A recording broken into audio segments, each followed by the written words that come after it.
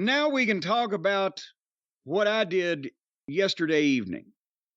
Because I will have you know, Brian, that yesterday, as we sit here and speak to the people, was October 21st of 2023.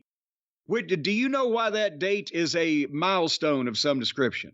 10/21/23? Of some description. Of some description? No. That doesn't necessarily have to be even. I don't know of any description, no.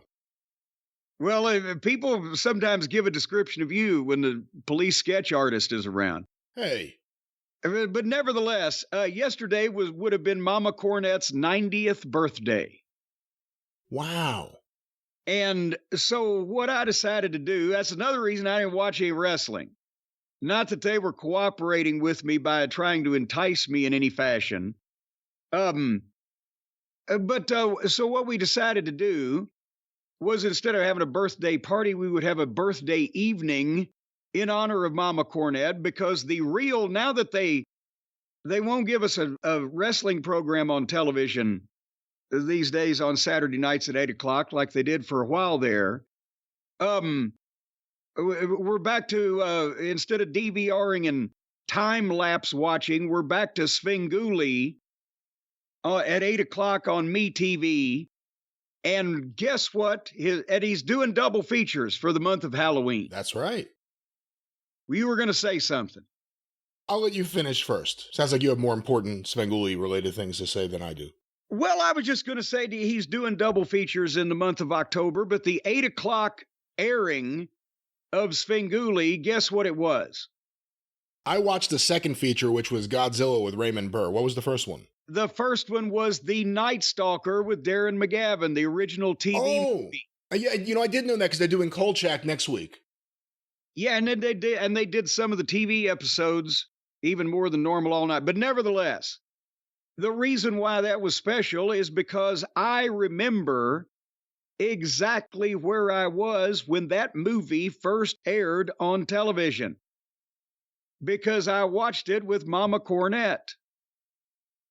And that was January of 1972 when it first aired on ABC. How old were you? I was 10 years old.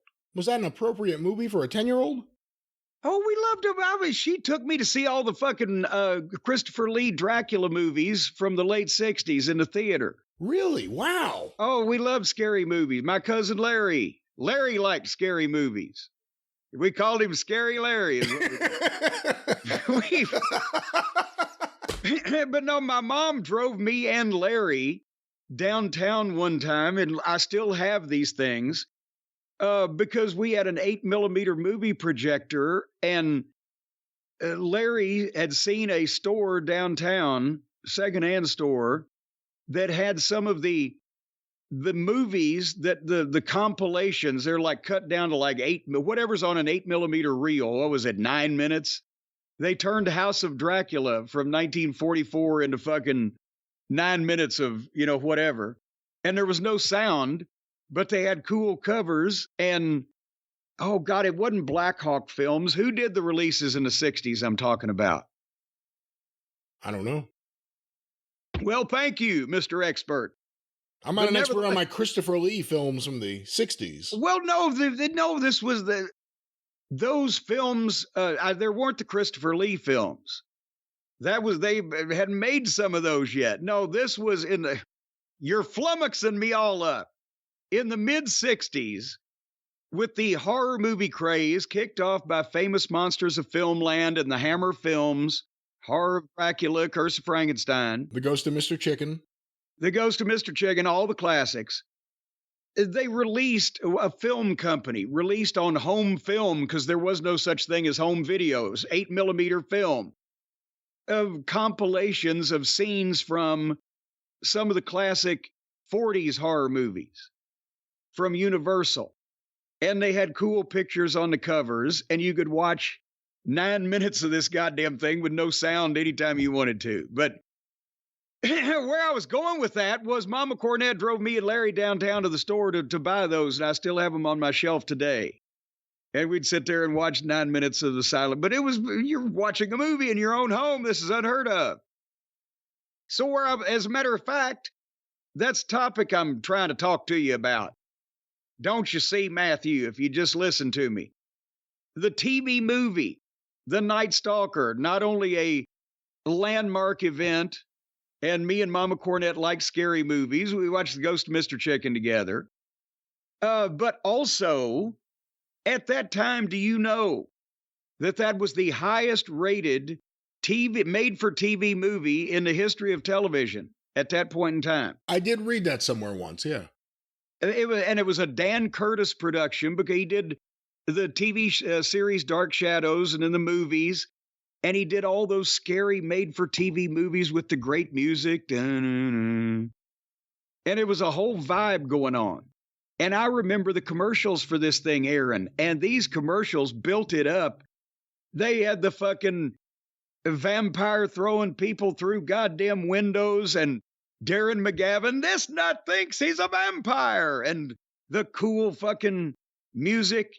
And everybody, it did like a 33 fucking rating and a 40-something share, which for those of you novices out there that still ain't figured this out, back in them there days, sit down with me, chillin'. Let me tell you about the old days of television. Thank you, chef. A 40-something share was 40-something% of the people watching that had watching television at that point in time were watching that program. So it was fucking monstrous. And then they came back with ABC again, came back the next year with Brian's Song and shattered everything with the heart-rendering story of the friendship between Brian Piccolo and Gail Sayers. But so this and I've always loved this movie, and they got to show the follow-up, Sven, the Night Strangler. You got to show the follow-up the next year because that is an overlooked classic that never gets aired anywhere anymore. I've got a VHS tape, and that's something that I taped off the air. But I love the idea that these big fucking movies, you know, television came full circle, and now the whole thing's shot to hell with all the streaming and the blah, blah, blah. I said, watching movies used to be a big deal in your own home, but people forget about how big a deal a premiere movie on network television was in the day when you couldn't just stream every goddamn thing that had ever been committed to film in 15 seconds. It's a shame we don't have that kind of community as a country anymore to all gather in front of the TV and watch Janos Skorzeny suck some blood out of some girl's neck. I mean, it's nice to have choice. I mean, Ed Sullivan did monster ratings because there'd be like one act that people really wanted to see surrounded by a bunch of people that were lucky they were on TV sometimes. Well, hey, Topo Gigio. Sometimes. Topo Gigio. I like Topo Gigio. I get a kick out of it. It's such an awful act. It's so bad. Hey, what are you? Hey. Sarai. Mama Cornette used to do that. Mama Cornette used to do that whole bit. Sarai. She'd open up the pot on the stove. Sarai. But anyway, so we watched The Night Stalker is what we did. What I was trying to say, Stacy and Harley Quinn and I. And I fixed my world-famous chicken parmesan with my special marinara sauce and an incredible combination spicy and panko coating on the chicken. And we had that.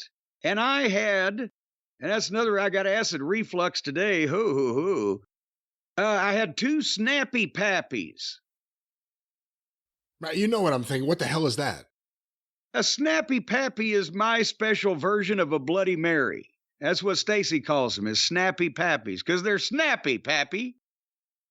And I celebrated the occasion. I had 2 Snappy Pappies. Sounds like some kind of nickname at a sex club.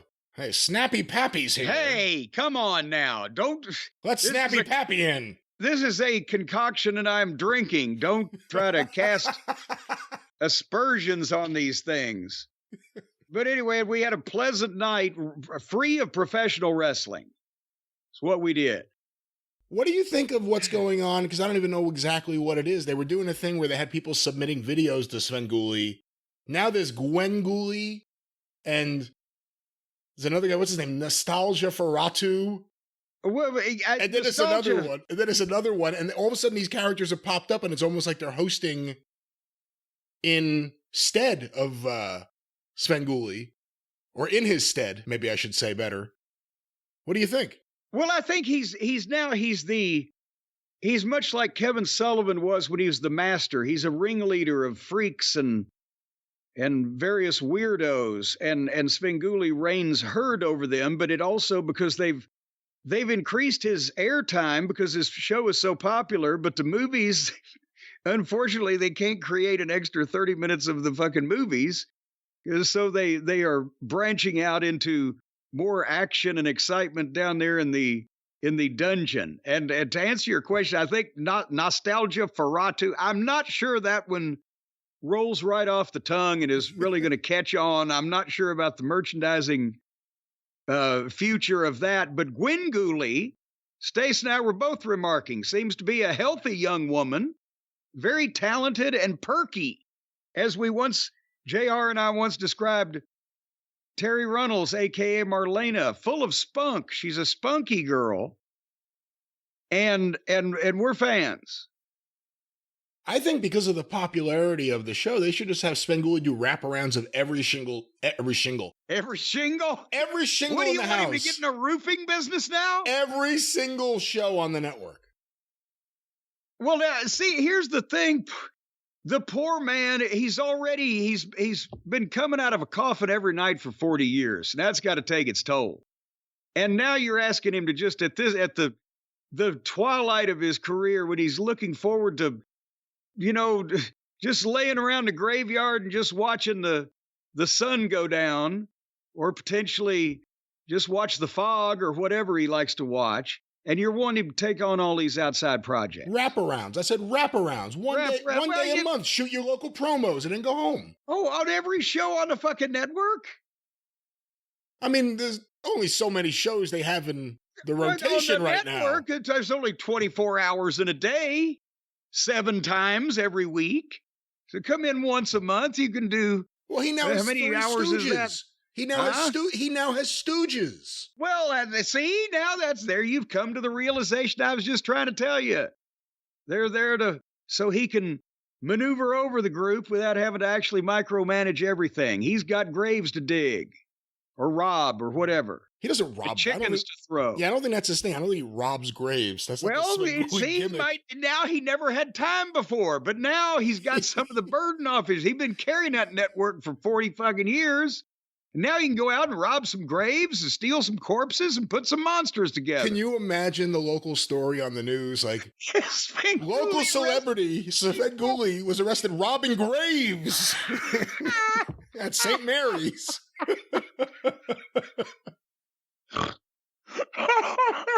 Here's his comment while being taken away. What did you expect? Oh my God.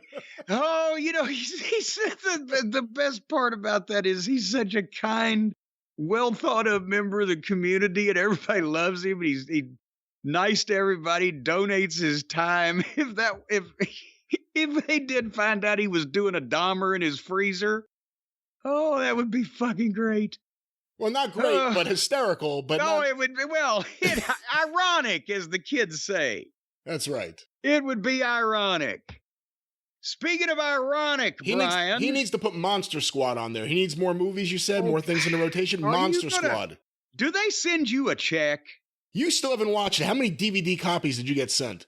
A number of them. It was almost like it became a harassment thing. I had to report some people to the FBI. That was you? But again, I wish that you looked like at our show, like you look at Monster Squad. Well, you are my Frankenstein. All right. Well, you're not my Elsa Lanchester either. How about that? I'll take it. And when I was a kid, I thought her name was Elsa Lancaster. What did I just say? Lanchester? Lanchester. Well, that's what her name is. Elsa Lanchester. You got me confused. I don't know what you're talking about. But I thought it was about. Lancaster. Huh. You know, now you've thrown me off. In Monster Squad, because it's not a Universal picture, they had to change all the monsters. So the creature from the Black Lagoon just is Gillman. And like even Frankenstein, like they couldn't put the bolts in the same place that the Universal bolts would be in his neck. They had to move things around. And Monster Squad, you will be watching it soon for You know, it would seem like that if you could put bolts in somebody's neck, and what if he has to wear a halo? What if on the set of the movie he broke his neck? They say, we got to put him in a halo at the hospital. And in comes the lawyers say, no, don't screw it in there. Something to think about. I didn't think about that. See, that could affect United States health insurance requirements and laws. What? What are you laughing at? No, it could affect health insurance. Health insurance.